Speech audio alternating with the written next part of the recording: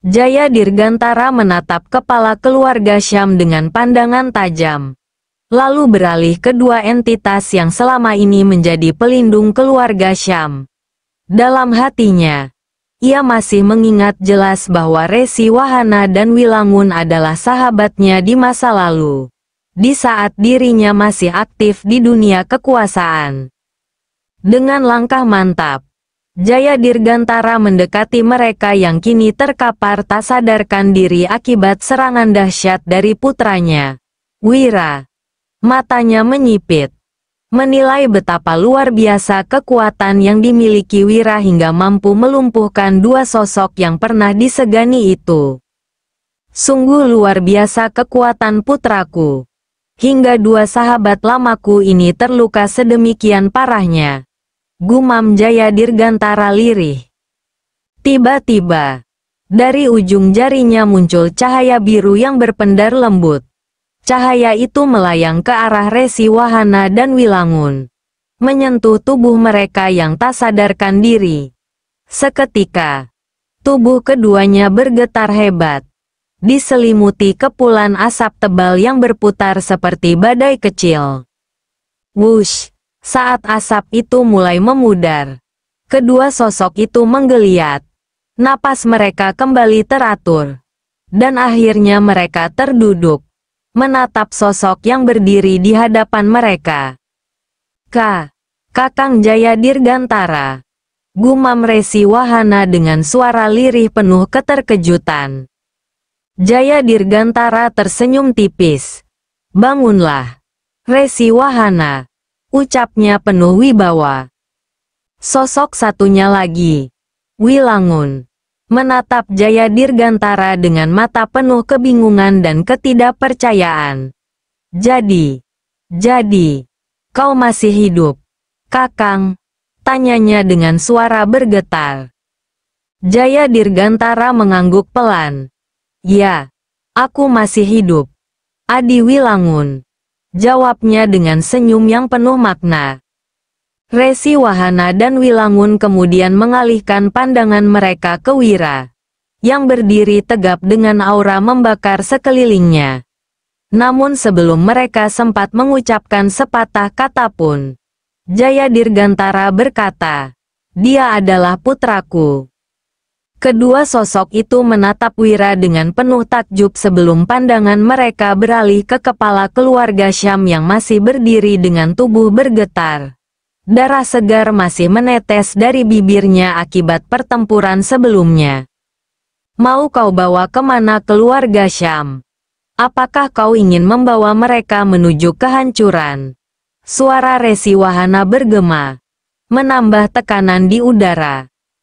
Tubuh kepala keluarga Syam semakin gemetar. Lututnya hampir tak mampu menahan berat tubuhnya. Tidak, kakek. Sebelumnya aku tidak tahu siapa yang aku hadapi. Suaranya bergetar ketakutan. Di belakangnya, 7 anggota keluarga Syam lainnya serempak bertekuk lutut. Wajah mereka pucat pasi. Mereka tahu bahwa jika Resi Wahana sudah murka, maka tidak akan ada jalan kembali.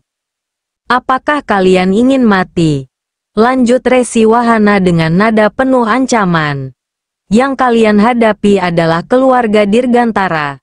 Kau masih ingat, kan? Dulu aku pernah berkata, seberapa kuat keluarga Dirgantara, bahkan keluarga Syam bisa berdiri sekuat ini karena keluarga Dirgantara selalu ada di belakangku. Kata-kata itu seperti palu godam yang menghantam kepala keluarga Syam. Namun sebelum ia sempat menjawab, tiba-tiba tubuh Resi Wahana melesat ke arahnya dengan kecepatan mengerikan. Duar, tiba-tiba, tubuh kepala keluarga Syam meledak menjadi kabut darah. Keenam anggota keluarga Syam lainnya bergidik ngeri melihat kejadian itu. Tubuh mereka kaku. Ketakutan begitu kuat hingga mereka hampir tidak bisa bernapas. Di kejauhan, seorang wanita berjalan perlahan menuju Wira. Adistia. Di belakangnya, Guntur Bara dan para murid lain mengikuti dengan langkah tegap. Bersama mereka, 7 pengusaha elit yang telah bertekad untuk bergabung dengan perusahaan RJ turut serta membawa aura kekuasaan yang tak terbantahkan.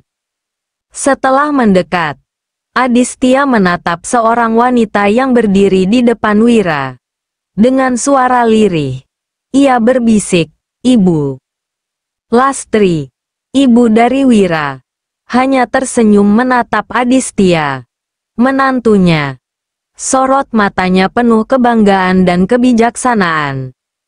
Sejak kejadian itu, dunia bisnis dan kekuasaan gempar.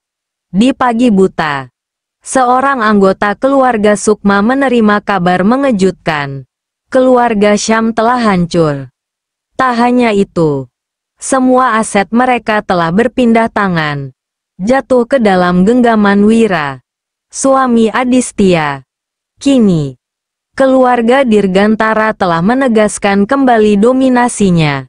Sebuah era baru telah dimulai, di mana tak seorang pun berani meremehkan warisan kekuatan mereka.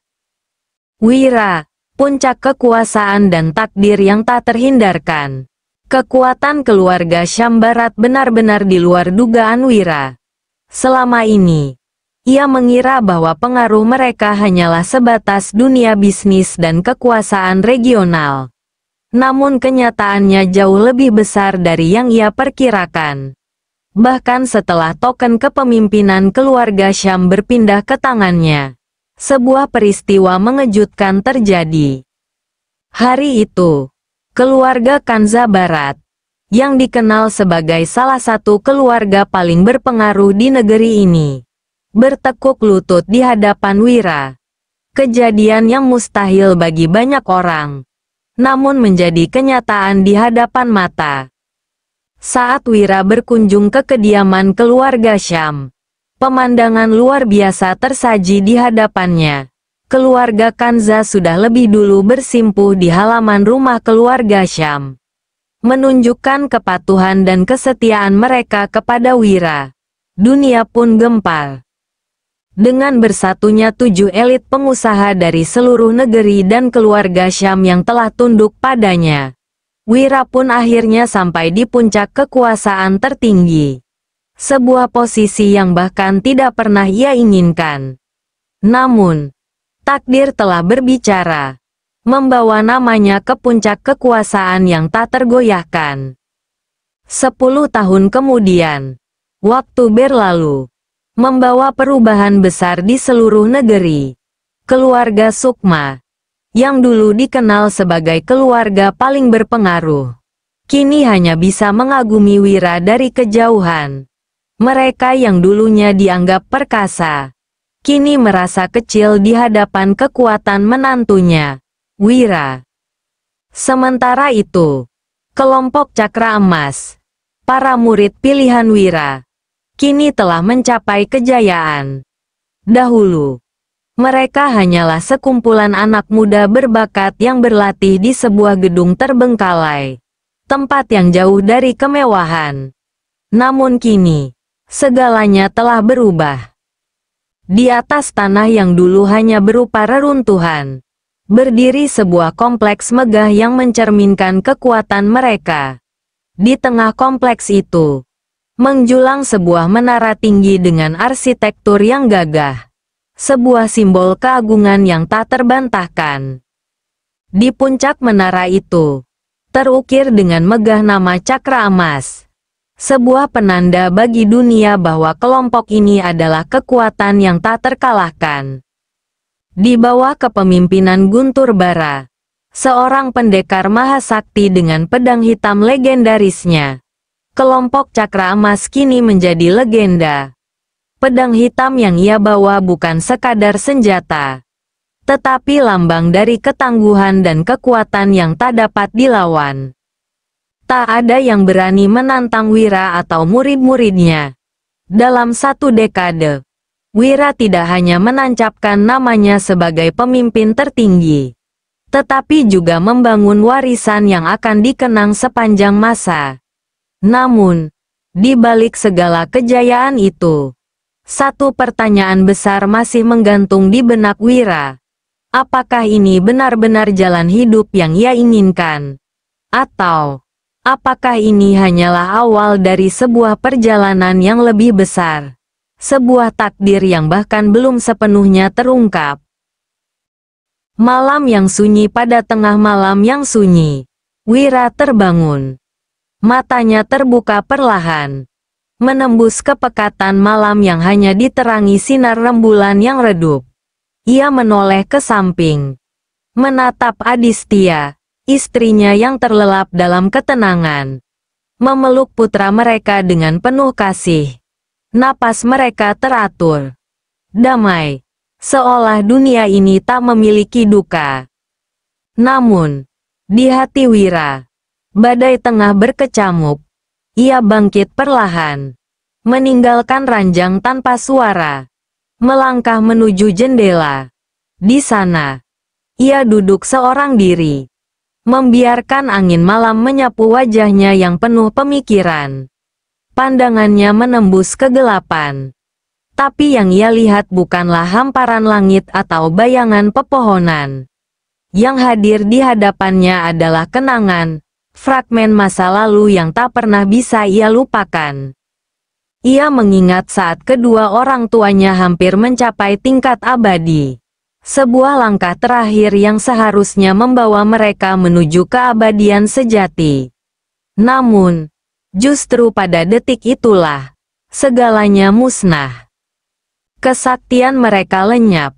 Kekayaan yang selama ini mereka miliki sirna tanpa jejak.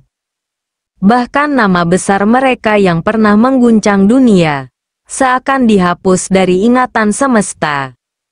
Wira mengepalkan tangannya. Apakah takdir yang sama menantinya? Ia menatap ke langit.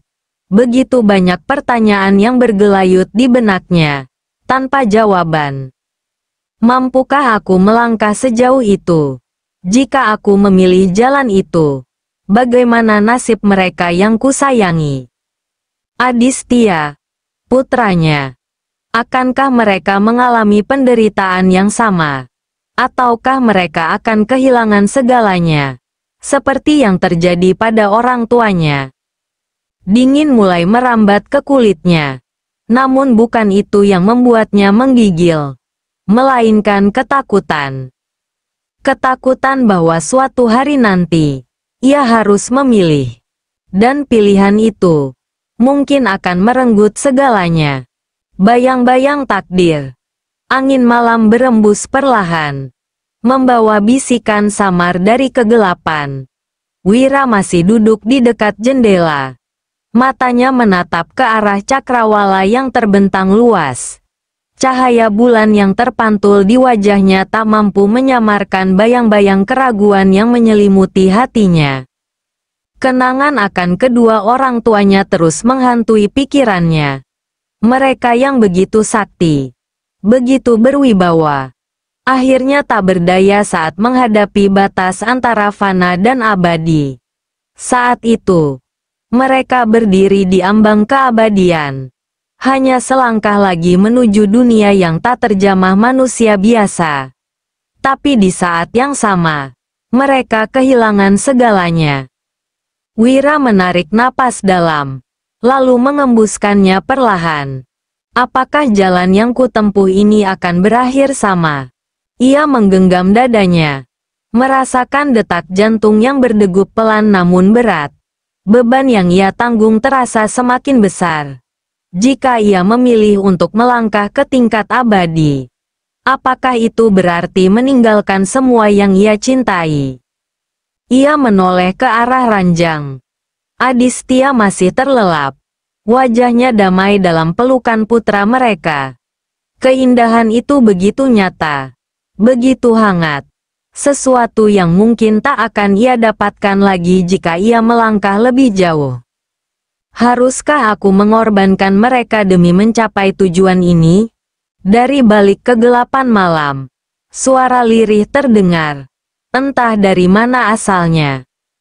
Segala yang naik harus siap untuk jatuh. Wira tersentak. Ia menoleh ke sekeliling, mencari sosok yang mungkin berbisik. Tapi tak ada siapa-siapa. Hanya dirinya sendiri. Ditemani keheningan yang semakin menyesakkan. Ia kembali menatap langit. Di sanalah jawabannya tersembunyi. Malam ini, pertanyaan-pertanyaan itu belum menemukan jawaban. Tapi satu hal yang ia tahu, waktunya semakin dekat. Dan ketika saat itu tiba, ia harus memilih.